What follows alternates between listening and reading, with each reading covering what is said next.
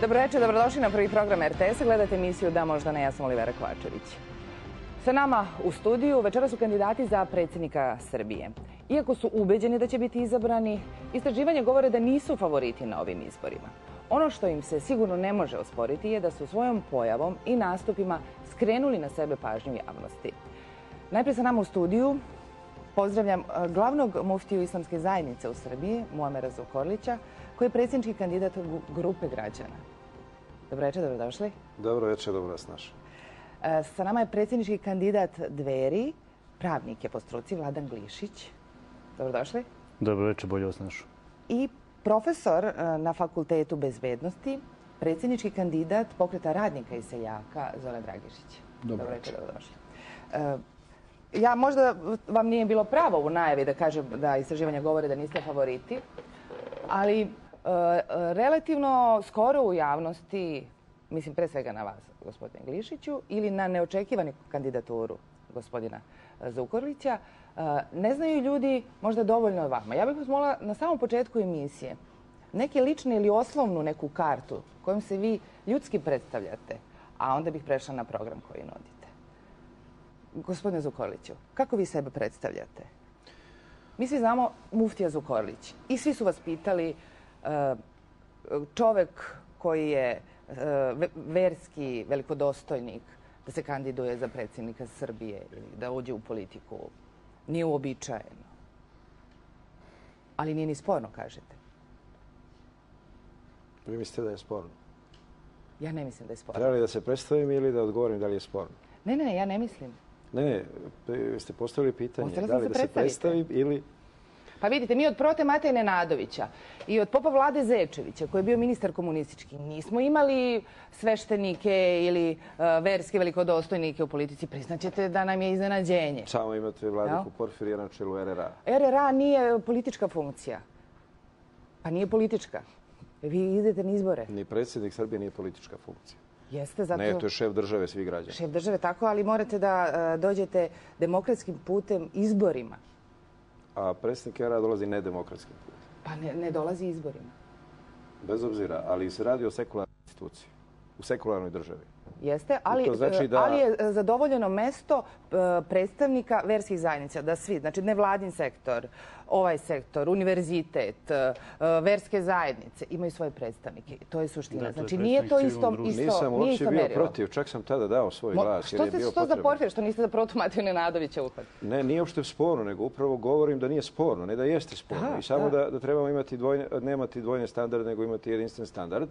I u civiliziranom društvu se ne govori o tome šta je sporno ili nije sa pozicije predrasude ili ličnog uvjerenja, već sa pozicije Ustava i zakona. Tako civilizovano uređeno društvo ima. Imate pravo prijatno. To što neko igra ulogu inkvizicije poput ovih vladino-nevladinih organizacija kojima smeta moja Ahmedija na glavi ili ne znam što već time što stojim na njihovom putu nekih interesa. Dakle, to je potpuno njihova stvar, ali nemaju pravo vršiti takav presing da ukidaju moje lično pravo, građansko pravo. Na kraju krajeva, ja sam građanin koji je iskoristio svoje ustavno pravo, jer u Ustavu piše da ko može da bira, može i biti biran. I to je to.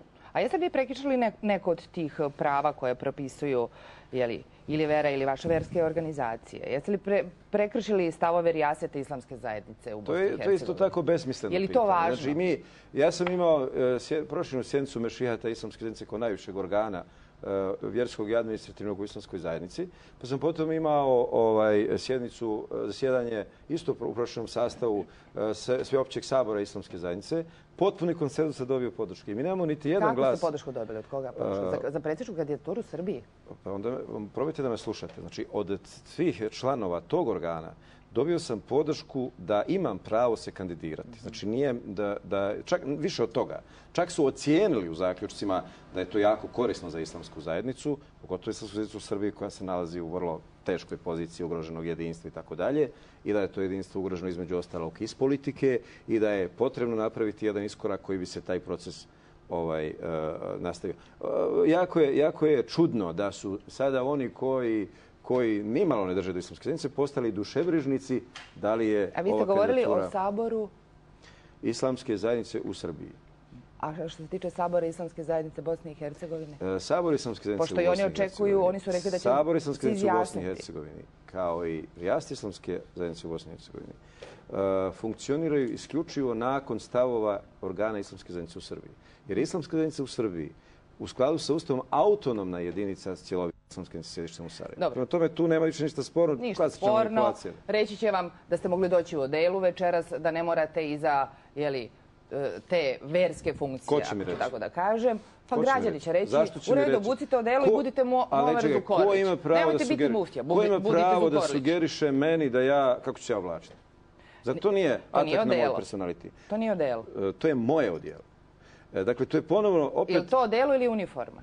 Sve jedno, ali to moje. Nije sve jedno. Meni nikada lekari nisu došli onim zelenim uniformama ili medicinske sestre u belom odelu. Ali, pazite, neko može dođe sa minđušom na nosu, sa repom na glavi.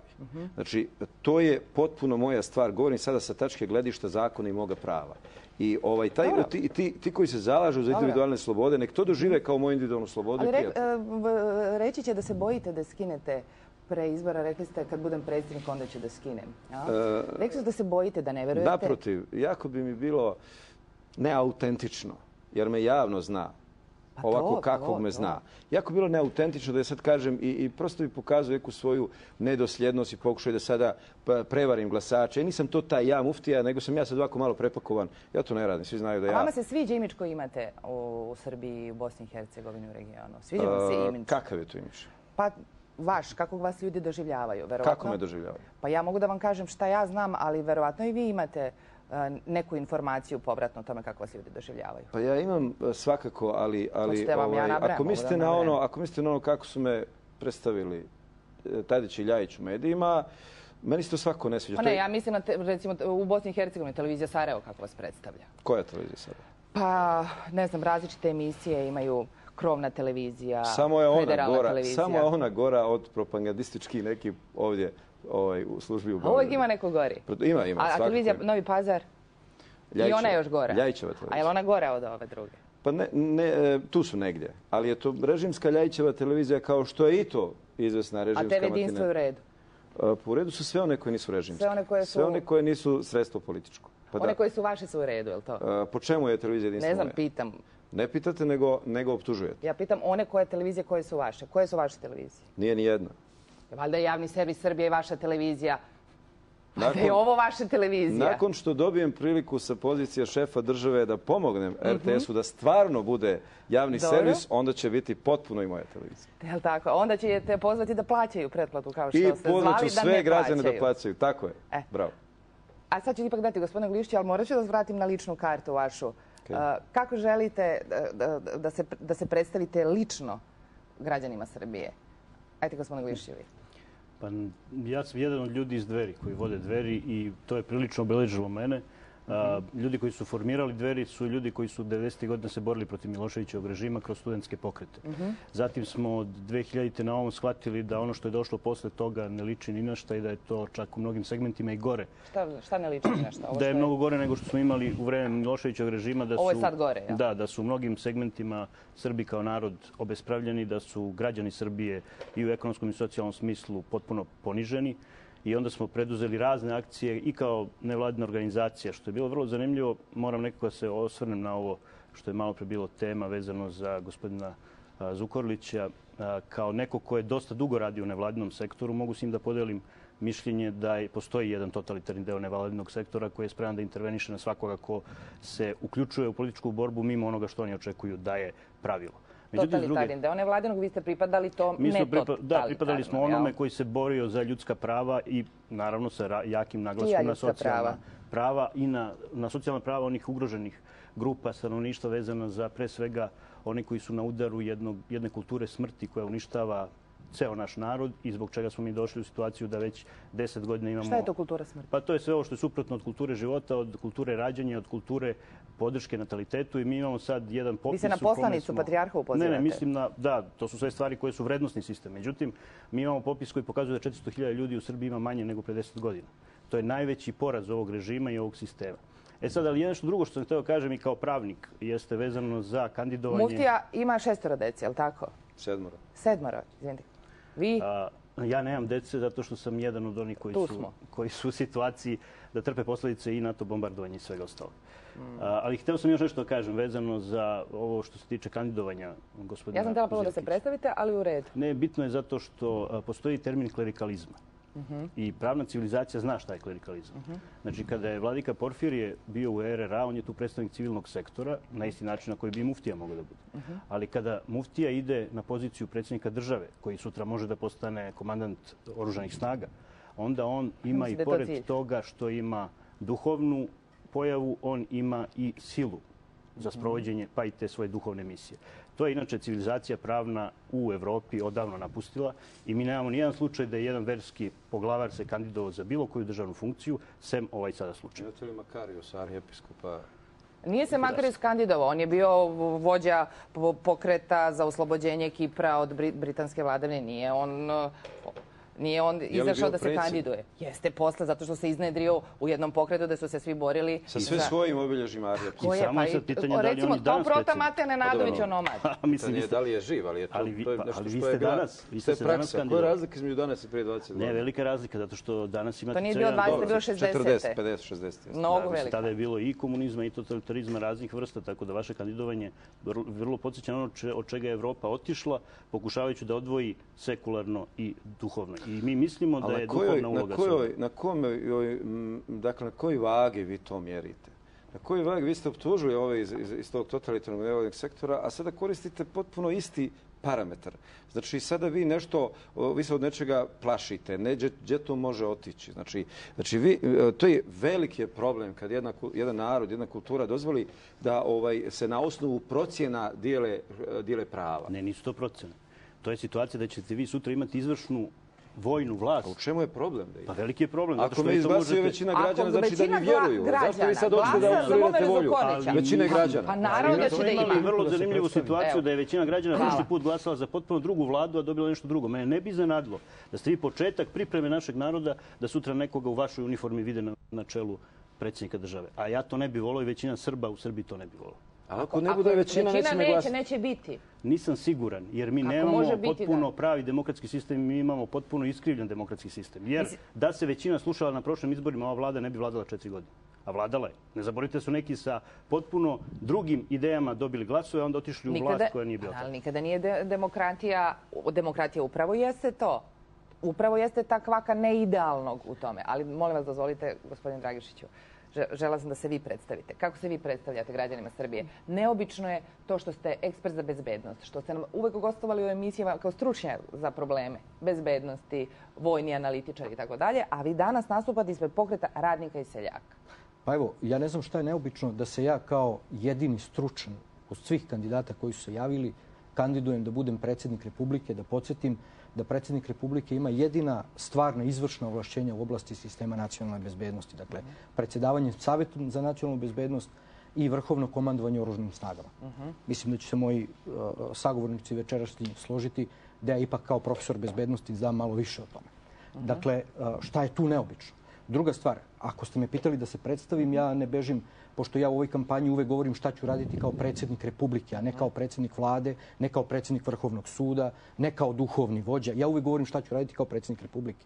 I ovaj put kad ste me pitali da se predstavim, ja ću se predstaviti. Dakle, ja se zovem Zoran Dragišić, rođen sam 21. januara 1967. godine. Imam suprugu Branku, imam sina Đurđa koji ima 10 godina. Profesor sam, vanredni profesor Fakulteta bezbednosti, doktor pravno-političkih nauka, predsjednik pokreta radnika i seljaka. Dakle, otkud ja među radnicima i seljacima? Odatle što mi je otac, moj otac Obrad, je bio radnik. Dakle, radio u Mostogradnji, radio u Minelu, izgradio pola ove Jugoslavije, bio vozač, dakle, majka domaćica, dakle, odrastao sam na Karaburmi u radničkoj porodici i kao radničko dete sam mogao da postanem doktor nauka i mogao sam da postanem profesor univerziteta. Danas radnička deca to ne mogu. Ne mogu zato što su ovu zemlju zauzdali kriminalci, zato što ovom zemljom vlada partokratija i ovom zemljom vladaju oni koji u svakom normalnom društvu bi trebali da budu u zatvoru. Dakle, ja sam se kandidovao da one koji vladaju ovom zemljom strpam u zatvor. Ne mislite valjda neki od njih, ne možete sada svi, znači neki od njih. Ne, svi koji vladaju ovom zemljom. Jer postoje neki. U ovoj zemlji postoje neki koji se predstavljaju da vladaju. Mislite na guvernera Šoškića? Ne, ja mislim na one koji ovom zemljom istinski vladaju. Dakle, mislim na vlasnike velike krupnog kapitala, mislim na vođe organizovanog kriminala. Dakle, to su oni koji vladaju, a ne političke partije. Oni su formirali partokratiju koja služi samo kao paravan da bi naivni građani na ovim izborima glasali za jedne ili druge. Dakle, te koji vladaju hoću da strpam u zatvor, da bi omogućio da deca koja danas rastu u radničkim porodicama imaju one uslove koje sam imao ja, koji sam rastao u normalnoj državi. Dakle, hoću da napravim normalnu državu, zato sam se kandidovao za predsjednika i zato ću pobediti na ovim izborima i zato će Pokret radnika i seljaka pobediti na ovim izborima. Ja jesam levičar po svom ideološkom opredeljenju, međutim, Pokret radnika i seljaka predstavlja zaista široku koaliciju u kojoj se nalaze i desničari i monarhisti. Dakle, nalaze se svi ljudi koji žive od svog rada. Pa to baš nije nešto ideološki profilisano onda. Vi niste želeli da se ideološki profilisate. Ne, mi smo kao svaki politički pokret. Politički pokreti nisu ideološki profilisani. Pa dobro, ali moraju da imaju... Prvi put se u istoriji... Vi zamerate vladi ovo što nije principijelno formiran i tako dalje. Ja pitam ta vertikala vaša oko koje ste vi okupljeni. Prvi put se u Srbiji pojavljuje istinski politički pokret. Dakle, u našem političkom pokretu se nalaze, mi nismo politička partija, nalaze se i ljudi sa desnice, nalaze se monarhisti, nalaze se vernici, nalaze se ateisti, nalaze se muslimani, nalaze se hrišćani, nalaze se, znači, svi ljudi koji se slažu oko 4 stvari. 4 stvari postoje koje su važne u našem pokretu. Dakle, to je slamanje organizovanog kriminala, slamanje korupcije, borba protiv monopola i borba protiv partokratije. Iz ovog pokreta će sutra, kada se završe ovi izbori, kada mi rešimo glavna državna pitanja, korupciju i kriminal, to su glavna pitanja. Dakle, kada mi ovu državu vratimo narodu, kada uvedemo narodu institucije, kada u vladi budu sedeli istinski narodni, kada vladu budu vodili istinski stručnjaci, kada oni koji ovu Srbiju tlače budu završili u zatvoru, dakle, tada ćemo mi moći da se delimo po različitim ideološkim osnovama. Ako to vreme bude vreme ideologija, jer ove ideologije koje danas postoje, vidimo da su u ozbiljnoj krizi. O tome danas niko ne govori. Mi danas imamo ove koje ste vi nazvali favoritima. Pa je verovatno ova emisija napravljena da bi nas trojicu pokazali kao outsidere koji sve to skupili. Ne, naprotiv, ja želim da vi, zahvaljujući vašem nastupu, dobijete večera što više glasova. Ovi koji se pokazuju kao favoriti se slikaju sa telićima, skidaju naočare, stavljaju naočare da bi se pokazali kao ne znam kako. I to je već... I to više nije dosetka. Vidite, čak ni to više nije dosetka. Ali to je budalaština. Niko od njih nije otvorio ni jedno važno pitanje. Niko od njih nije rekao šta sa kriminalom, šta sa korupcijom. Koji je odgovor na ovu ekonomsku krizu? Jer mi vidimo da se Evropa nalazi u vrtlugu ekonomske krize. Vi imate odgovor na ovu krizu? Naravno da imam odgovor. I kažete mi taj odgovor. Pa evo, reći ću vam ako ste baš, ali ne vama, reći ću gledalcima. A gledalcima recite kako vi sada rešavate ekonomsku krizu. Liberalna demokratija. Kako liberalna? Jeste levičar? Izvinite, nisam čula. Ja sam socijaldemokrata, po svom ubeđenju. Koliko partija ste vidjeli? Sve partije u kojima ste bili su bile socijaldemokratske. Ali nije G17 nije. Izvinite. Vrlo ste duhoviti. Zašto? Pa ništa, ajde da probamo sad malo da... Ne, izvinite, legitimno je da vas pitam. Pa samo izvolite, možete mi pitati što hoćete. U kojima ste bili su bile socijaldemokratske karte, bili su socijaldemokrati kod Vuka Obradovića, socijaldemokratskoj partiji Rasima Ljajića, jel? A bili ste u G17, to nije... Ja sam bio u institutu G17 kao kada je bio ekspertska grupa, kada je prerastao u političku partiju, kada sam shvatio o kakvim bitangama se radi, ja sam to napustio i priznajem, to je moj najveći greh u životu. Dakle, što sam se družio sa takvim klošarima. Jesmo završili tu temu. Jesmo završili G17. Jesmo. Hoćete na miting SNS-a, miting Srpske napredne stranke? Ja sam na mitingu Srpske napredne stranke bio sa zahtevom da se raspišu vanredni izbori i da je ponovo pre godinu dana ja bi ponovo otišao na taj miting. Dobro. Kao što vidite, ja sam predsjednik Pokreta radnika i seljaka. Znači, napravili smo politički pokret koji nije politička partija, jer smatram da su političke partije ovoj zemlji nanele mnogo zla. Dakle, govorimo o tome šta treba uraditi, kakav je odgovor na krizu. Dakle, kada pokušam da odgovorim na krizu, vi me pitate za G17. Nadam se da ćete isto tako pričati i sa Borisom Tadićem ako se bude ovdje pojavio. Ne znam. Neće se pojaviti, naravno, jer nema šta da kaže. Ne zbog toga, mi bismo voleli. Pa i ja bih volio da ga vidim. Dakle, imamo odgovor na krizu. Odgovor na krizu je neposredna demokratija. Dakle, uvođenje naroda u institucije sistema i vraćanje Narodne skupštine, vlade, a ja ću im vratiti predsjednika Republike, narodu. To je odgovor na krizu. To nije odgovor na krizu, znači odgovoriti na krizu. Šta znači vratiti skupštinu narodu? Pa narod je izabrao tu skupštinu. Nije tačno. Nego? Nije tačno. Na istraživanja koja se pozivate, rečeno je da samo 1,4% građana Srbije narodne poslanike doživljava kao svoje predstavnike. Ne. Kažite mi ko je vaš narodni poslanik? Ja ne znam ko je moj. Zato što znate razliku između većinskog i proporcionalnog sistema. Znači nemamo narodne poslanike. Mi ovdje nemamo okruge koje predstavljaju određeni ljudi. Znači ovom Srbijom vladaju političke stranke, a ne narod. A mi hoćemo vlada narod preko političkih stranaka koje taj narod bira. A političkim strankama vladaju tajkuni i barabe. Letos, kada je bio proces malinara, koliko je političkih stranaka podržalo političke stranke? Kako vi sada vraćate tu Skupštinu naroda? Vraćamo... Ne. A samo da završimo. Brzo ću završiti. Vraćamo tako što na našoj listi se nalaze isključivo ljudi koje su izabrali, ljudi iz njihovih sredina, ljudi koji se bave poslom kojim se oni bave. Mi nismo mogli da promenimo ustav i da napravimo izborne okruge. To ćemo uraditi posle izbora. I da promenimo izborni sistem. Mi smo u okviru ovog izbornog sistema... To su svi uradili. Ovo što ste vi sad uradili, to su uradili i ne, razlika je velika. Mi nemamo stranke u našem pokretu, oni imaju stranke. Imamo tri stranke, od kojih su dve manjinske i jedne seljačke. Znači, stranke su organizovane stranački. Vi kritikujete partiokratski sistem, a imate stranačku organizaciju. Nemamo stranačku organizaciju. Ušle su, pritom je kod nas jedina građanska, jedina goranska partija i jedina vlaška partija su kod nas. Što je to vrlo bitno? Bitno je da to o čemu pričate ne možete da izvedete bez pravog pokreta. Pravi pokret je organizovan bez stranačkog modela. To su Dveri uradili. Znači, vi niste pokret, vi ste koalicija raznih stranaka i raznih udruženja. Nije tačno. Druga stvar, vrlo bitna stvar vezana za ovo što ste rekli, tačno je. Ovde partije, tajkuni i svi oni koji rade u tom sistemu su ukrali ovu državu od naroda. To je tačno. Međutim, nekako ste zaboravili strane banke, strane korporacije, NATO pakt i sve one koji su okupirali ovu zemlju i doveli sve njih na vlast. A znam da što ste ih zaboravili. Zaboravili ste ih zato što vi smatrate mi treba da idemo u NATO pakt po svaku cenu. Ko vam je to rekao? Pa to ste recimo imali 2009. u politici kao stav, da je vrlo dobro za Srbiju da bude deo NATO pakta. Odlično ste rekli 2009. godine. Čekajte, promeli mišljenje. Znači, mi ne možemo da razvlastimo tajkune i sve one koji ovu zemlju uništavaju dok ne budemo raščistili sa NATO sistemom u Srbiji. Koji NATO sistem, o čemu govorite? NATO sistem u tome da recimo gej parada u kojoj ste vi bili organizator je tražena u stranim ambasadama. Recimo, Đilas kao gradonačelnik sam je priznao u emisiji da ga strani ambasadori zovu da urgiraju za njihove firme, a to se zove korupcija. Znači, korupcija je u NATO ambasadama.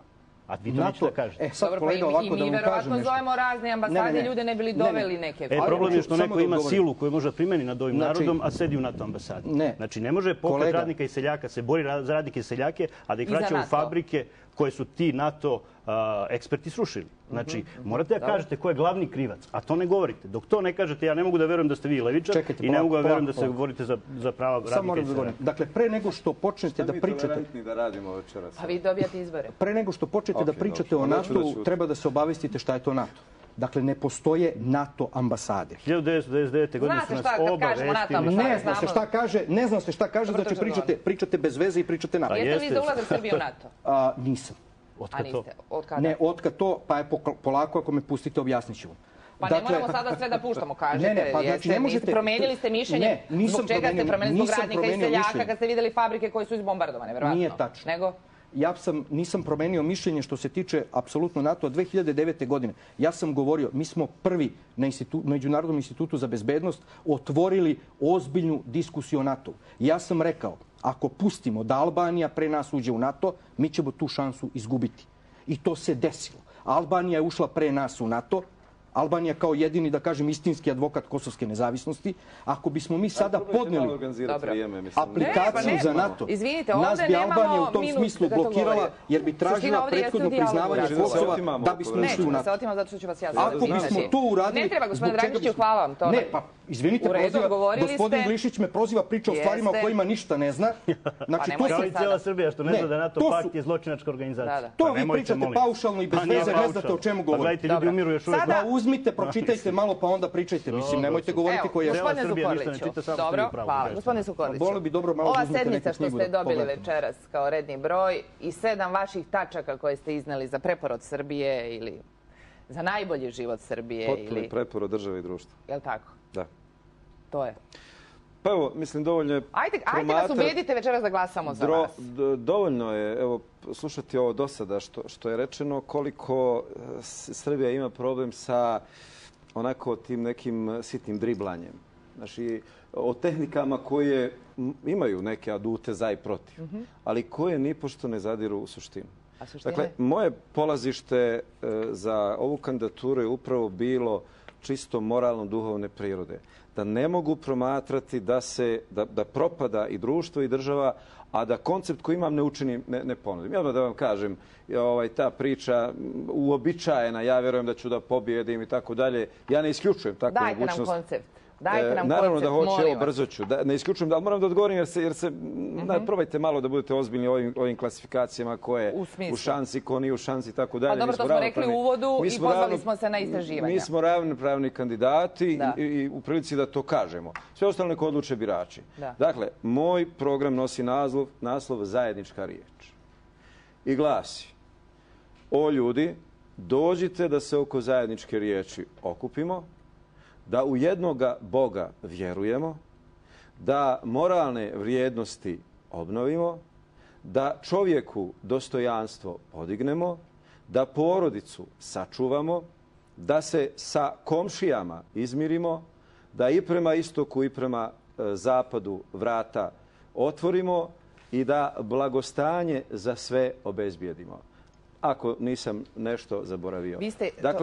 Dakle, to je okosnica mog programa. Nisam znao da ću dobiti sedmicu, već sam proklamovao sopstveni program i eto neke simbolike za nas duhovnjake da vjerujemo da će se posrećiti. Ali ovo zvuči kao da ste sada u džamiji govorili ili ovako u crkvi, ali vi ste sada predsjednički kandidat. U redu je da porodicu sačuvamo, da se moralno obnovimo i sve. To su principi na kojima ja baziram. Evo, mada bojim se od ovih principa koji su par excellence teorijski. Jeste li ovo uspjeli u Novom Pazaru ili u Sandžaku gde ste muftija da ovo realizujete? Jeste li uspjeli to? Sve gdje sam radio sam uspio. Dakle, rezultat tog rada jeste 11 dječjih vrtića, institucionalizacija tih vrijednosti, 3 vjerske škole, 1 islamski fakultet, 1 internacionalni univerzitet koji ima neko 1000 studenata, multietničkog sastava, profesora i tako dalje. Sa upravo tim vrijednostima. Ali to je sve vaša imovina, gospodine Zukorliću. To nije istina. Pa je li fakultet vaša? Vi ste vlasnik fakulteta, vi ste vlasnik tih vrtića, vi ste vlasnik... Vidite, znate kako, kao ozbiljan novinar i voditelj, morate baratiti istinama. Dobro. Znači, nemojte se koristiti na istinama, nije vam fino. Mislim Jel vi niste vlasnik internacionalnog univerziteta? Ne. Vi niste vlasnik, nego ko je? Vlasnik internacionalnog... Je firma RAF, kako se zove? Upravo tako, ali ta firma RAF je vlasništvo islamske zajednice. I postoji... Islamske zajednice ili nekoliko ljudi iz islamske zajednice? Nekoliko ljudi su osnivači. A to ste vi? Samo polako, to je 5 ljudi. Ali samo me pustite, hoćete vi dovesti ili ja? Ne. Ne. Mislim, ako hoćete to da pričate, vi dovedete Aidu Čorović, ne sjedi umjesto vas. Ne treba. Hoćete onda imati, naravno da treba.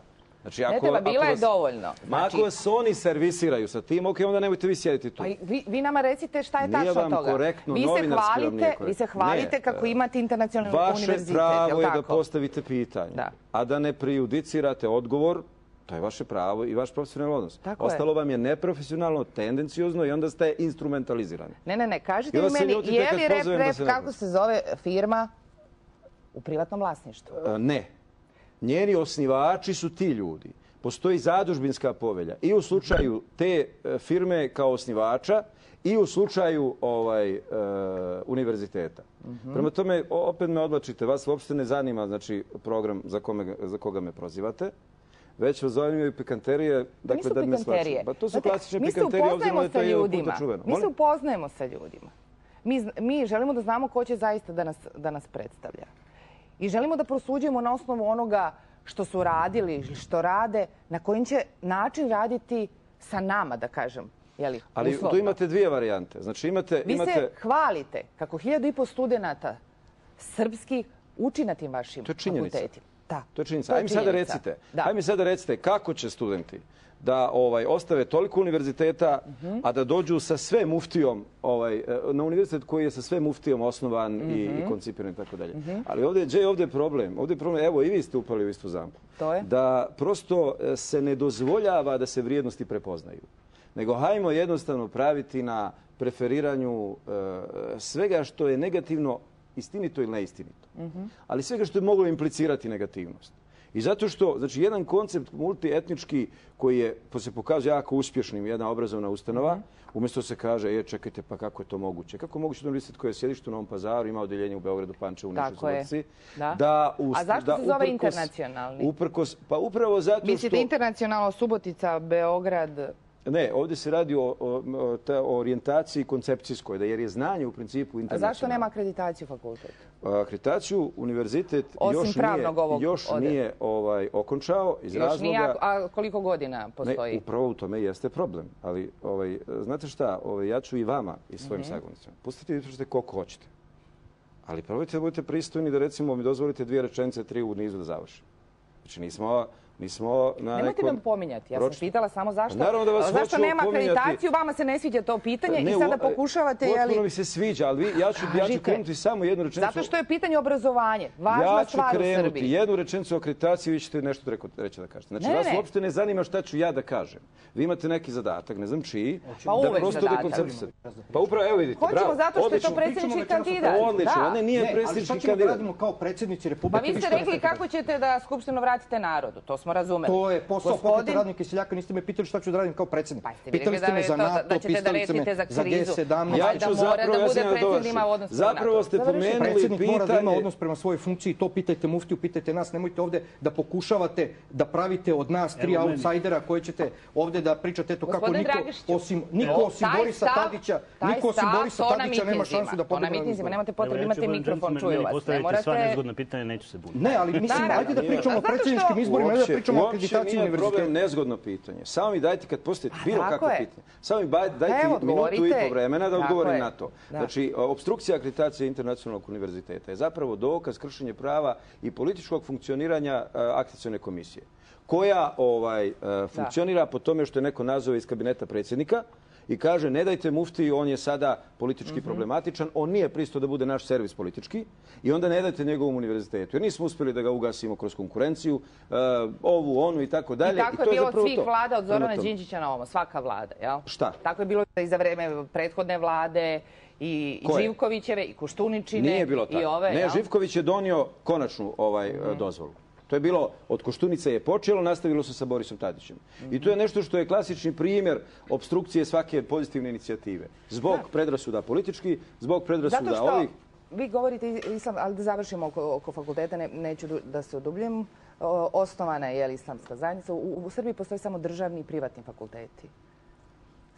Samo takvi fakulteti postoje u ovoj zemlji. Druga stvar, to pitanje da ne ulazimo koliko poreza se plaća, da li studenti i na koji način plaćaju, zašto se plaća u eurima, da li preko računa idu. Sve su to priče koje su vezane za taj univerzitet. I onda je to sporna tačka.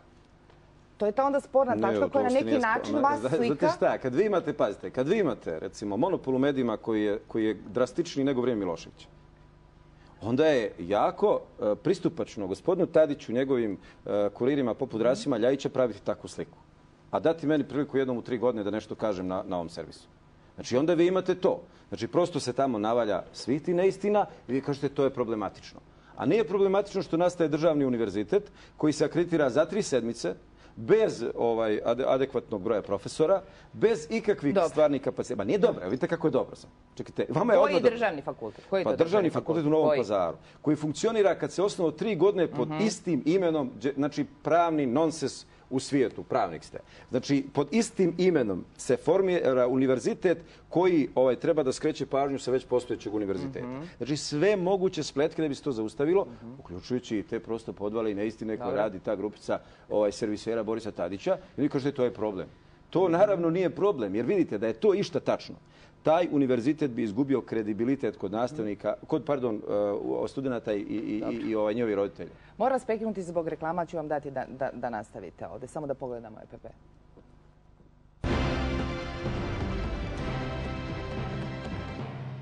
Evo ponovo našeg studija. Ja bih gospodinu Glišiću sada dala, ili hoćete vi oko vaše predsjedničke platforme i onoga što vi kao predsjednik želite dole da... Ja mislim da ti 7 principa koje sam istakao i koje ste kazali da kao da ih govorim u džami, ja kao da ih govorim tačno iz duhovnog milja kog dolazim. ali ne na način da on samo pripada džami, nego da može jednostavno i biti razumijen i u crkvi, može biti razumijen i čak od onih ljudi koji ne idu ni u džamiju ni u crkvu, ali vjeruju da postoje univerzalne vrijednosti. Vi naravno imate pravo da kažete da vama to obnova porodice i ta duhovnost ne znači ništa. To je vaše pravo, ali vi ste samo jedan glasač. Znači, većina građana ove zemlje su se izjasnili kao vjernici. I ja pozivam ljudi, zašto sam kazao vjeru jednog Boga? Ma koliko to nekome zvučalo kao patetika ili previše apstraktno. Ali vjerujte, sva zla koje se nama dešavaju ovdje i na regionalnom planu, relacije između nacija, između pripadnika različitih vjerskih zajednica, svi ti ratovi, sva ta stradanja, uglavnom su došle iz razloga što su mnogi pomislili da smo toliko različiti da treba da se pobijemo i da jedni druge uništimo. I osnovna vrijednost je upravo ta vjera u Boga za koju ja čvrsto vjerujem da je ona dubinska, da od nje mora se krenuti, da je ona nešto što ćemo reći Bog je jedan, u njega vjerujemo, on nas je stvorio. Evo, nećemo ulaziti dalje u religijsku percepciju polazišta jedne religije, druge religije i tako dalje. Ali ćemo kazati da smo kao njegova stvorenja jednaki, da ne treba da se ubijamo, da treba da se zbližimo, da se razumijemo i da ono što nam je zajedničko, toga je mnogo više. I tako redom, recimo, pitanje moralne obnove. Dakle, šta vi danas imate? Vi danas imate jednu katastrofalnu situaciju u moralno-duhovnom stanju naroda. Znači, svjetski rekord je u Srbiji porodičnih ubistava. Dakle, problem je što to ne samo da se dešava, nego da najodgovorniji u ovoj državi to ne primjećuju. Postaje to sasvim normalno. I njihova priča je početo sastavljena od nekih trikova, malo licemjerne priče ka Evropskoj uniji, malo licemjernog plača za Kosovom, malo pomilujete neko tele ili neko june i to vam je politička ponuda. Prema tome, mi moramo ovdje da prosto vrisnemo, moramo da podignemo taj ton, da kažemo da ovo ide u propast i da potražimo to tvrdo tlo, gdje čak možemo, evo, potpuno u ovoj ovako različitoj ponudi kandidata, ali hajmo potražiti šta je to zajedničko. Ne mislim samo, ovi ljudi simboliziraju ovdje svoja gledišta i izvesni broj građana, ali možemo to da nađemo. I moja ponuda se po tome razlikuje od svih ostali. Ne ulazeći u tehniku, jesu li za partije, jesu li pokreti. Porodica. Univerzalno ljudsko šta nam je? Upravo univerzalno ljudsko. Ja polazim od duhovnosti jer sam u to čvrsto uvjeren. Ja ne mogu pričati ljudima priču koju ja ne vjerujem. Ja u ovu priču vjerujem. Porodica, žena. Šta mi danas imamo kad je u pitanju porodica? Znači, bijela kuga i prođete dalje. Žena, dvije potpuno pogrešne koncepcije ponude prava i statusa žene. Jedna je ta neka naslijeđena, uslovno rečeno konzervativna, gdje se žena potpuno potiskuje kao manje vrijedna i tako dalje. I druga koja bi trebala da spasi ženu od te ponude, pa je onda daje da bude svaka treća na nekoj listi, pa je po svim tamo nekakvim papirima je to sve okej. A šta vi predlažete? A ponovno je ta ista žena koja dođe na te liste pokorna šefu stranke koji je muškarac i ponovno će ona sve da igra po muškim pravilima. A šta je ja prosto, moj zahtjev, moj program je da žena bude upravo njena uloga u društvu onako kako je to Bog kao stvoritelj dao, u skladu sa njenom prirodom. Njena najsvjetija uloga je uloga majke, ali ne samo to. Dakle, da ne bude sada, hoćemo da je zatvorimo u kući samo da rađa. Ona treba da rađa. To je njeno najčasnije njena uloga. I mi upravo, zahvaljujući činjenici da proces ide u suprotnom smjeru, imamo danas to što imamo smanjenje broja stanovnika i tako dalje. Dakle, ali ako ona hoće, ne samo ako hoće, nego i treba da se preferira, da se školuje, da bude podržana do kraja, ako ona hoće da radi važne uloge u društvu, da se u tome potpuno podrži i da se ne sputava. Šta mi danas imamo? Imamo koncept gdje muškarac treba da bude malo manje muškarac, da bi žena bila njemu ravna u tim nekakvim potpuno nejasnim percepcijama, da žena bude malo više muškarac, pa smo onda izgubili muškarca ko muškarca, izgubili smo ženu ko ženu i žena onda, ženska priroda hoće kao originalne, zdrave žene ima pored sebe jakoga muškarca. Izvršite anketu ko žena, vidjet ćete šta će vam reći. Prema tome, kako ćete stvoriti te jake muškarce? Upravo time što ću dobiti apsolutnu većinu. Dobit ću apsolutnu većinu glasova žena, preferirati tu njihovu autentičnu ulogu u društvu, a naravno da se oni muškarci koji postali manje muškarci ne mogu odmah vratiti u prave muškarce. Pa ja pretpostavljam da biste morali da vratite ekonomsku moć, da im date zaposlenja. To je moja sedma tačka, moram preskočiti jer jedva čekate da me prekinete. Dakle, da bi došli do te... Ja bih mogla sa vama moja sedma tačka se zove blagostanje za sve. Ali šta su sad moji aduti u tome? Je li to blagostanje na primjeru Sandžaka ili Novog Pazara? Želite da predstavite Srbiji? Ne. Ja mogu, blagostanje je moj program. Ako pomenem institucije u kojima sam... Može li rad vaš da bude blagostanje? Ako pomenem, pazite, institucije u kojima sam uspio, vi ćete početi da se bavite detaljima te institucije kao malo prije univerziteta. I ukrasit ćete mi 6-7 minuta, nema potrebe da to radim. Zato što niste korektni. Ali zato neću dolazim u te detalje. Šta je za mene adut tog blagostanja? I tu ćemo se čak principijalno složiti sa nekim mojim protivkandidatima, a to je obračun sa kriminalom i korupcijom. Zašto ja smatram da sam tu superiorni? Zato što sam ja prosto fanatično neprijatelj kriminalu i korupcije. Ja sam fanatično njima neprijatelj. To svi znaju. Ja sam dosljedno spreman da protiv njih ratujem do posljednjeg trenutka. Zato što ja to nosim u svom biću, ja to nosim u svojim grudima i ja ću u tome potpuno da istrajem. Drugo, šta su mi još resursi podstreka samoj privredi? Dakle, kažu nema para. Ko kaže da nema para? Pa nema para dokle god koze jedu kupus. Čuvaju kupus. Znači, mi imamo sada koze, čuvare kupusa na lokalnom, na regionalnom, odnosno na državnom nivou. Prema tome, tu ta stvar mora da se sasječe u korijenu. Dalje, princip pomirenja s komšijama, što smatram jednim od najvećih aduta mojim na ovim izborima. Znači, vi danas imate pokušaj da se profilira budućnost Srbije, a usvađuje sa skoro svim komšijama, ili sa najbližim, da tako kažem. Ne Srbija, nego govorim sada o patološkoj negativnim odnosima između srpskog naroda, albanskog naroda i bošnjačkog naroda. Zašto patološki odnos između bošnjačkog? Evo da pitam za to. Zašto patološka mržnja i ti patološki odnosi? Molim vas, nemojte sad zašto. Pustite me da završim, pa me na kraju pitate zašto. Bar ovo da završim. A onda me pitate zašto. Da bi poruka stigla do građana. Prema tome, ne može biti srpskom narodu dobro, a to znači ni samoj Srbiji, ukoliko ti odnosi ostanu tako negativni. Znači, domaćin koji ima protivnike oko svoga dvorišta će jako teško da opstane. Prema tome, ja nudim šansu i platformu izmirenja, historijskog dijaloga, izmirenja srpskoga, albanskoga i bošnjačkog naroda.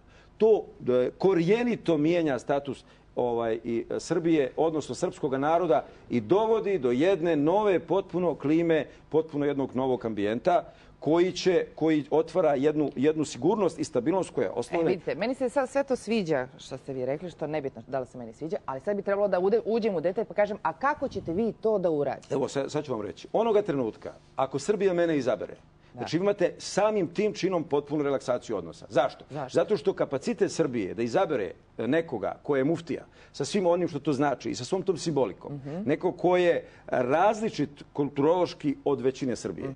To znači jedna nova potpuno poruka i prema istoku i prema zapadu i prema komšijama. I vi imate onda u albanskom narodu i u bošnjačkom narodu, vi onda nemate taj antagonizam da je sada su to neprijatelji, Beograd hoće da ih uništi i tako dalje. Znači to je relaksiranje prvoga koraka. Naravno da bi kasnije drugi korak je vraćanje tog povjerenja i naravno da bi našli neke modele, jer znate, Evropska unija, makoliko se nekom sviđala, ne sviđala, ali svaka integracija je bolja od podjela i od svađa.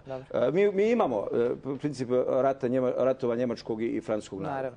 Ali da su Njemci, recimo, potencirali da bude sjedište Evropske unije u Berlinu ili Francuzi u Parizu, nikada je bilo Evropske unije. Oni su našli jednu malu Belgiju, našli jedan mali Brisel, koji nije konkurent njima, i onda su se tu saglasili. Znači nama Pazar u Srbiji.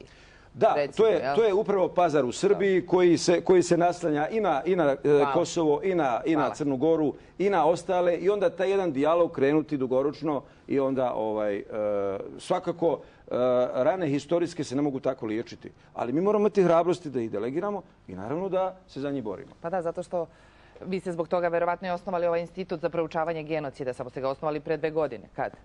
Kad? Ne razumijem pitanje. Institut za proučavanje genocida. Dobro, šta je intencija pitanja? Pa kažem da se bavite time u cilju pomirenja, valjda. Svakako. A vi imate ideju o prevenciji genocida?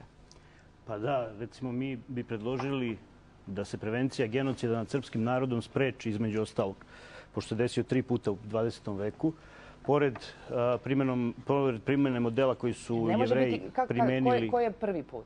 Pa prvi put bio u Prvom svjetskom ratu. Pa genocid kao formulacija od 1948. godine. Ta delo koje se desilo u Prvom svjetskom ratu u Mačvi i u krajevima gdje je prošla vojska Austro-Ugarska, sastavljena od ljudi koji su govorili sličnim jezikom kao mi, je strašan zločin i samim tim Jeste, taj po zločin. kvalifikacijama današnjeg vremena. To je genocid. Ali samo je druga ne stvar možemo vrlo od bitna starih Rimljana ići. zato što nismo imali tu vrstu, i nije to starih Rimljana, imate još uvek žive ljude koji o tome mogu pričati. Samo zato što nismo imali uopšte nismo imali mogućnost da radimo tu ideju prevencije genocida kako to recimo Jevreji rade u svojoj državi, vaspitavajući generacije da znaju šta znači genocid koji je izvršen nad srpskim narodom. Zato smo imali da se recimo posle taj genocid ljudi koji su to učinili 1918. nisu kaznili. Pa ti isti ljudi 1944. nisu bili kažnjeni. Vi samo o genocidu nad srpskim narodom. Da, zato Vas ne zanimaju drugi narodi. Zato što je vrlo bitno jer mi smo došli u situaciju da se nas napada da smo genocidan narod, da se donose rezolucije koje Srbe pakuju genocidan narod, a o našim žrtvama se ne govori. Zašto to govorim sve? Zato što recimo, evo ovako kako je... Da li vi podržavate to što se govorilo o genocidu nad drugim, ali želite i da se naglasi... Ne, naravno da kada ne manipulišete žrtvama, onda govorite o punoj istini. Onda govorite o tome šta je ratni zločin, šta je genocid, govorite o tome šta znači žrtve na svim stranama, a ne da koristite celu konstrukciju zato da biste otvarali nove ratove i nove mogućnosti sukoba među ljudima. Međutim, ajde da se našalim sa ovim što je gospodin Zukorlić rekao, a moram da vam kažem samo to, izvinite. Recimo, zašto ne bi građani Srbije izabrali mene za predsjednika, a onda, pošto se mi zalažemo za srpske integracije, da nas recimo i ljudi u BiH Federaciji izaberu Dveri za predsjedničku stranku koja će voditi sve to, da to isto uradimo i u Crnoj Gori i svuda i da te srpske integracije uradimo i da ja garantujem onako kako smo mi garantovali multikulturalnost koja nije od Angele Merkel i Camerona koji su od toga zvanično odustali, nego je mnogo ozbiljnija, tiče se onoga što smo mi vekovima imali u saživotu, a to je vezano za svetosavlje i za naš ozbiljan ljudski odnos prema svima koji su različiti. Izvinite, to kad kažete vi tradicionalna srpska multikulturalnost, šta je to?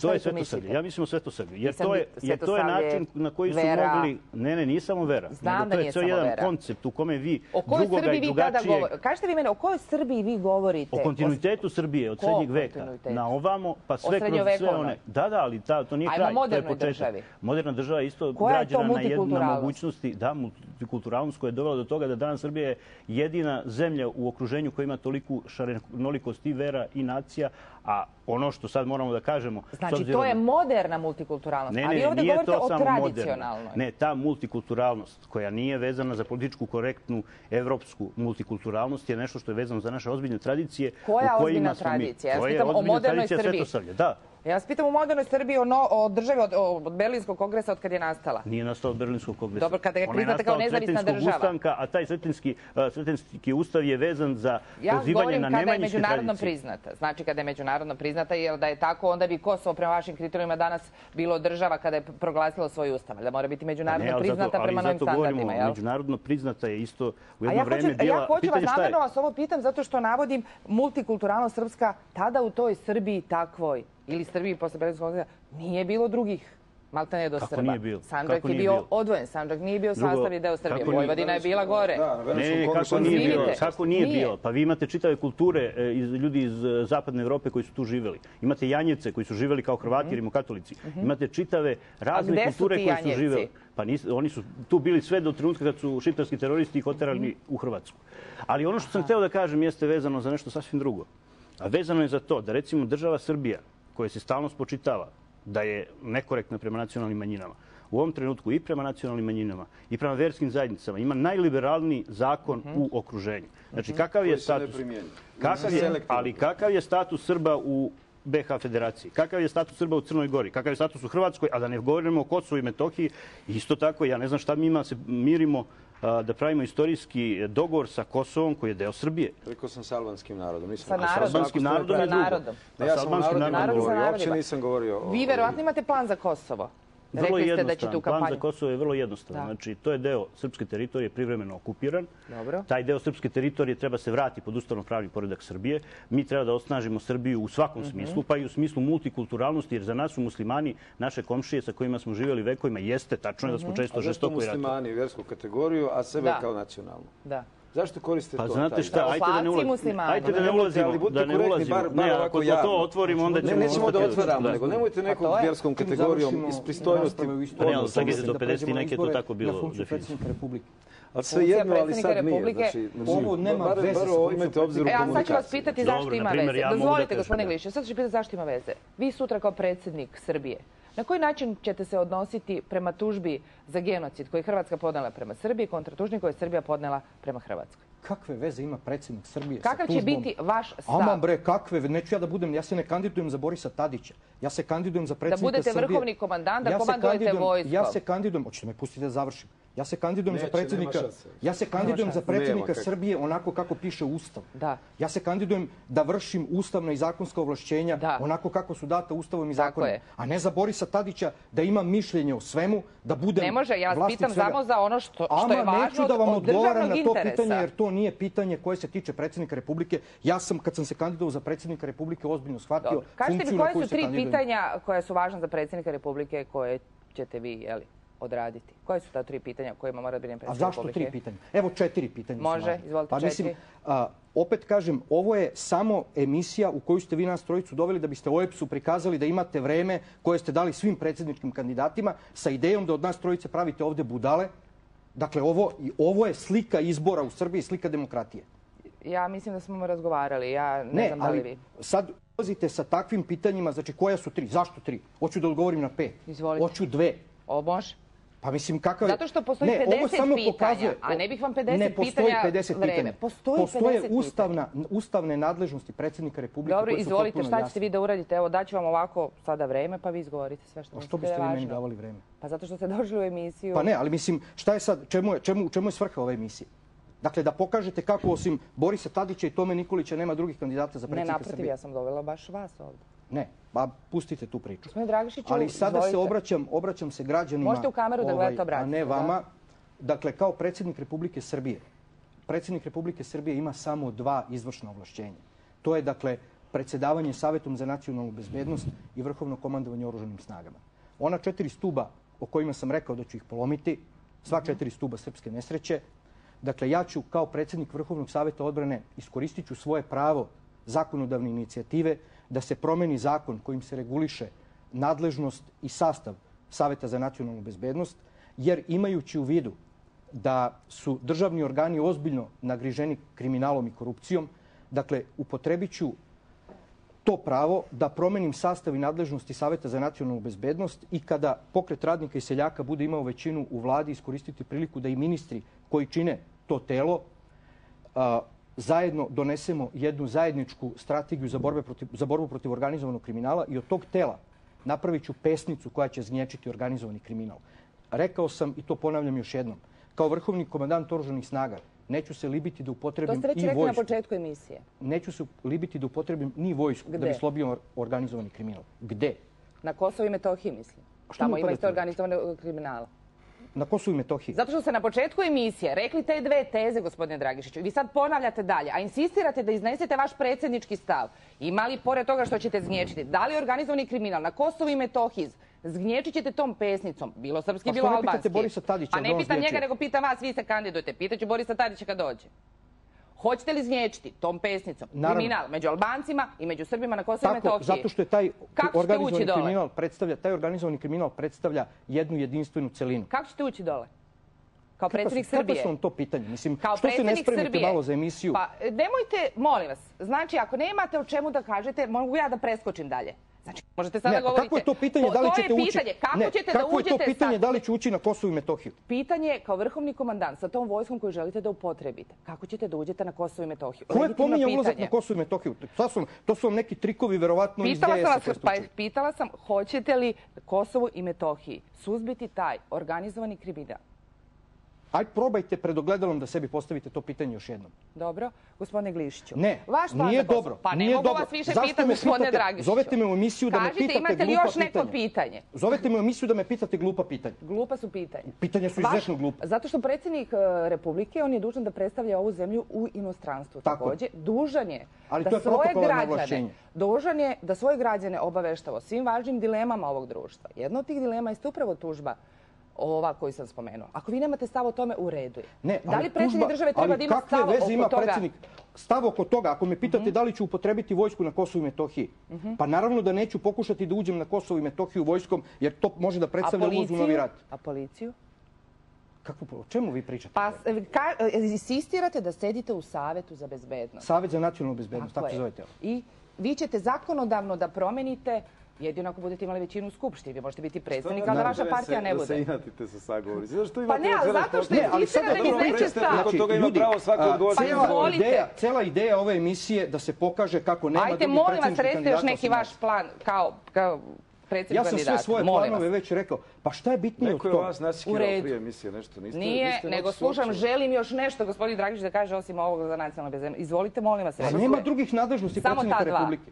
Ostale nadležnosti su protokolarne. Šta ćete vi da uradite kao šef odbora? Primaću ambasadora i piću šampanje s njima. Da li je to važno građanima? Pa predsjednik ne treba ambasador da prima predsjednike država. Ne, nije tačno. Prima akreditivna pisma od ambasadora koji dolaze i imenuje na predlog glavne ambasadora. Samo u tom slučaju. U tom slučaju ću primati ambasadore i biti srećan što su došli u Srbiju. Ali im neću dozvoliti da vladaju Srbijom kao što se danas dešava. Aha. To im neću dozvoliti. Dobro, to je dobro. Pa vladim, naravno. Krenite malo. Ajde, gospodine Glišiću, vi oko plana. Otrgnite malo, ajde. Ništa ovaj.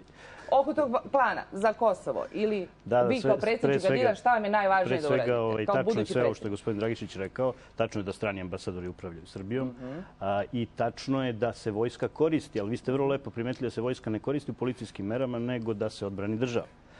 Meni se nikako ne sviđa da ovdje imamo jednog predsjedničkog kandidata koji u mantiji hoće da se kandiduje, pa nas to vodi u oblast klerikalizma, a s druge strane imamo predsjedničkog kandidata koji bi vojsku da koristi za rešavanje policijskih poslova. To nije tačno. Pa ali tako ste nekorektni. Vi opet govorite ono što ja nisam rekao. Dobro, možda vas nisam razumeo. Pa niste me razumeli, pošto mi da ne bi bilo dalje svađe u slučaju. Građani me dobro razumiju. Ja moram odmah da kažem da ono što je vrlo bitno, zato što smo malo i digli tenziju oko toga da li ste vi ovdje instruirani od Demokratske stranke, već od koga.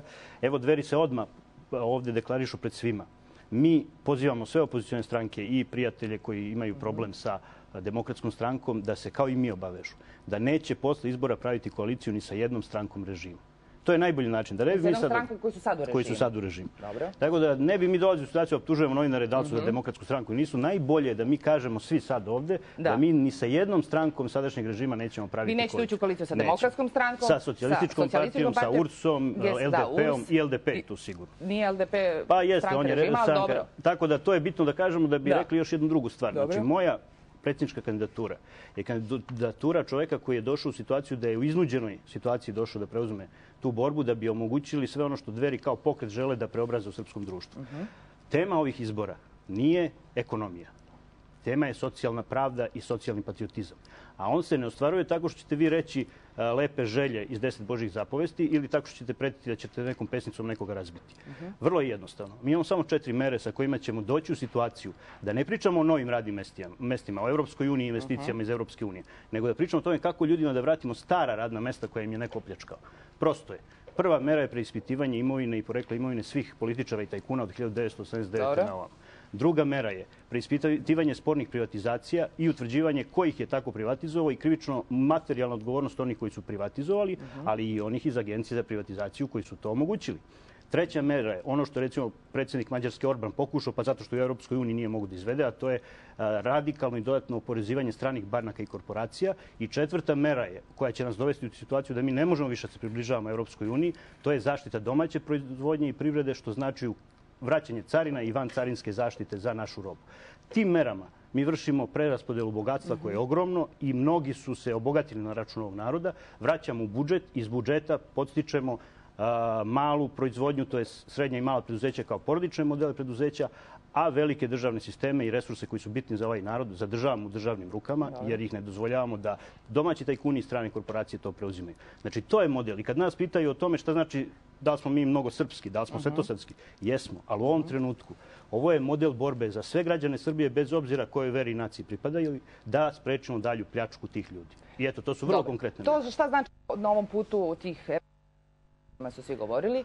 To znači zamrzavanje odnosa i pregovora sa Europskom unijom. I u tom trenutku mi moramo da kažemo ono što je inače rečeno svim našim političarima, da mi nemamo šanse da uđemo u Europsku uniju do 2020. Ali niko ne kaže da Europska unija ima sve šanse da ovdje ostvaruje sve svoje interese, da to ništa ne da ovom narodu.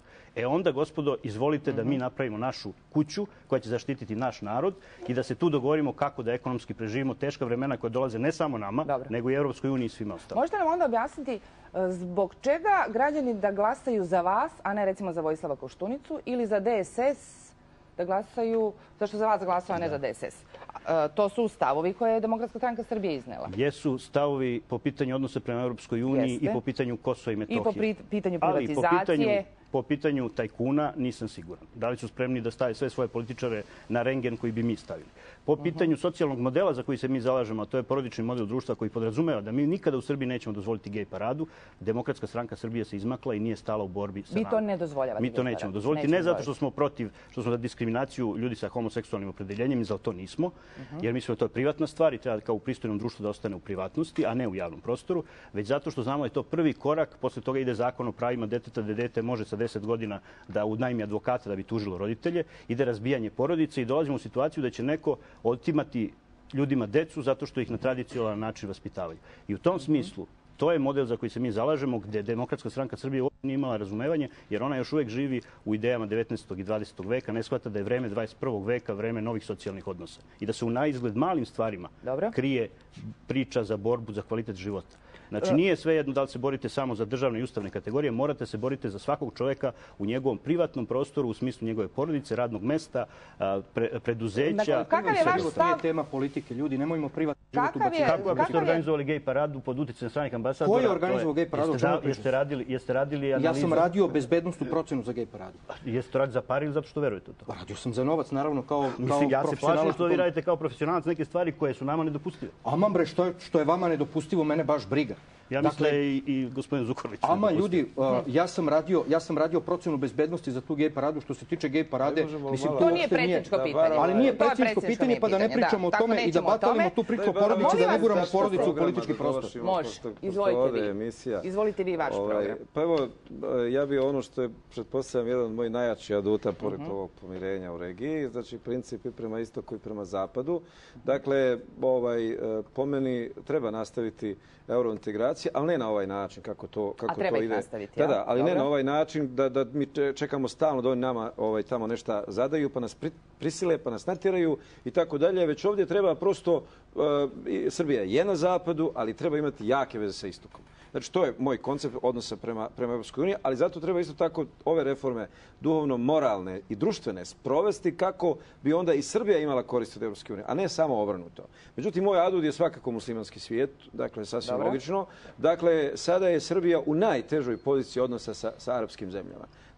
Dakle, možda u zadnjih više decenija nije tako bilo. Iz razloga što su prethodne vlasti vezivale te odnose sa totalitarnim režima poput ovog u Libiji, poput ovog u Egiptu, Iraku i Siriji. Sad su ti režimi pali. Nove vlasti koje su došli imaju jako negativan odnos upravo zbog te tako bliske veze tih režima ovdje sa vlastima u Beogradu. Tako da se Srbija sada, pogotovo sa arapskim zemljama, nalazi u jednom ćorsokakaku, što je jako negativno, jako loše i ne samo u smislu odnosa međunarodne politike, već i iz razloga što se ovdje radi o izuzetno jakom finansijskom potencijalu. Znate da recesija dolazi sa zapada i da bez obzira na priču o predpristupnim fondovima, da tu nisu tako jaki kapaciteti investicioni. Ja sam se desio u Abu Dhabiju kada sam dobio informaciju da su izbori raspisani i imao razgovore na najvišem mogućem nivou. Dakle, tamo su investitori izuzetno spremni, sposobni, njihovi kapaciteti ogromni, ali zapravo treba im omogućiti, otvoriti Srbiju na način da neće imati ovdje političare koji će ih ucenjivati, reketirati i na razne načine ugrožavati.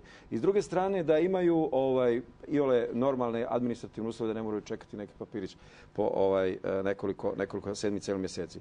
Prema tome, dakle, to je moj adut koji je potpuno logičan, to je kapital svjež, koji treba da uđe, koji može da uđe. Oni nemaju nikakve predrasude prema Srbiji u principu. Naravno da je sasvim logično da bi sa pozicije predsjednika moja šansa bila ogromna da se taj proces, da se Srbiji poprave odnosi. Ja smem to da vas zaustavim? Oprostite, ja smem. Pošto ste to najavljivali i kada je Sandžak i Novi Pazar u pitanju i investicije, i saradnja sa Turskom, i sa drugim arapskim zemljama. I svi su očekivali ta obećanja. Šta je bila prepreka da se ta obećanja realizuju? Prepreka su bile aktualne vlasti koje su zapravo bili servis istoga režima. A vlasti na lokalu ili u centrali? Pa na lokalu, naravno. Znači, radi se o istom sistemu, o istom režimu se radi i na lokalu i na za koje očekujem promjene, znači na svim nivoima. Prema tome, to je potpuno logično. Ja sam do sada, ne možete mene očekivati kao muftije da se bavim tim stvarima dok ne dobijem legitimitet građana na ovoj drugoj razini. I tu je sigurno da su moje šanse potpuno nesporne. Dobro. Ja mogu da kažem šta smo mi do sada već uradili na tom principu. Dakle, mi iz Pokreta radnika i seljaka smo i bez vlasti uspeli da malinarima koji su prošle godine opljačkani, kojima je plaćeno 60-70 centi za kilogram maline, ove godine im je obećano 50 dinara. Mi smo samo, zahvaljujući tome što smo se dobro organizovali, što smo već sada izbacili tajkune, izbacili kriminalce iz tog procesa, uspeli da ljudima obezbedimo cenu od 1,21 eurocentu po kilogramu maline, iako to nije predsjednički program, ali da kažem šta mi iz Pokreta radnika i seljaka, dakle mi u ovoj kampanji ne govorimo o tome šta ćemo uraditi, dakle mi govorimo o tome šta smo već uradili i upravo su pregovori i sa ljudima iz Ukrajine, iz Rusije za otkup drugog voća u Srbiji. Dakle, mi kao Pokret radnika i seljaka smo već sada uradili za seljake ono što mnogi drugi obećavaju, a ja kao predsjednik obećavam slomiću kriminal. A to je najvažnije ovlašćenje predsjednika što se tiče duhovnosti, istorije i tako dalje. To ćemo prepustiti onima koji se bave tim pitanjima. Ja ću se kao predsjednik baviti isključivo predsjedničkim nadležnostima. Hoćete li nekoga podržati od kandidata večeras ovdje u studiju ako slučajno oni uđu u drugi krug? Ako se desi slučajno da ja ne uđem u drugi krug, što prosto nije moguće, a uđu kolege, ja ću se dogovoriti sa njima. Ja bih u drugom krugu bih podržao muftiju, pošto ga smatram veoma ozbiljnim i odgovornim čovekom. A što se tiče slamanja kriminala i ovoga o čemu je gospodin Glišić govorio, narodnog kapitalizma, što je program radnika i seljaka, ako budemo zajedno u parlamentu, što se tiče vraćanja restitucije imovine koja je opljačkana od 90. godine do danas, imate našu pruženu ruku za taj posao i to je ono što mi želimo da uradimo. Restitucije od ovih 20 godina? Naravno i restitucija ranije otete imovine, ali i sada što se toga tiče, svi koji podrže ova 4 stuba da se slome, imaće našu podršku. Tako da s te strane nismo isključivi kako nas predstavljaju. Jeste vi dobili blagoslov crkve za kampanju? Nismo ni pitali, jer mi kad smo krenuli u politiku, povukli smo se iz svih crkvenih institucija, jer crkva mora bude odvojena od politike. A kad ste prikupljali priloge u Americi, to je bilo dok niste bili? To je išlo civilno, preko naših ljudi iz dijaspora. Koga ćete vi podržati u drugom krugu? Evo, pitamo od ovih sagovornika ovdje. Mislim od sagovornika ovdje, pa problem je da podržim muftiju, jer ga ne podržavam ni u prvom krugu, s obzirom da mislim da mantijama nije mesto u politici. A isto tako i gospodina Dragišića ne mogu podržati zbog odnosa prema NATO paktu i svega o čemu se priča. A ste spremni mene podržati ako ne mantiju? Pa imamo tu još problema. A ne može, vi ste se rekli da je to sastavni deo vas na početku emisije, ste rekli. A mi bi sada da odvojimo. Nisu nas navili. Ne tražim da je podržim, nego da li bi mogao da prosto ne razumete o čemu se radi. Ali isto vrlo bitno reći još nekoliko stvari vezano za druge predsjedničke. Nemamo vremena, molim vas. Mislim, vi ste danas prosudili da ko je sa Zukorlićem u vezi, taj nije valjan za Srbiju. Pa znate šta, meni nisam ja rekao baš tako, ali stvarno mislim da su... Ali Srbija vam propade bez mene. Srbija vam, zaista vam propade. Vama Raška oblast propade zato što se vezujete za neke druge, a ne za ovu državu. Ali nije nama ako je i to Srbija. A samo na kraju moram to da vas pitam. Propade i nama i svakoj srpskoj porodici koja se svakodnevno iseljava. Ne srpskoj, zašto srpskoj porodici?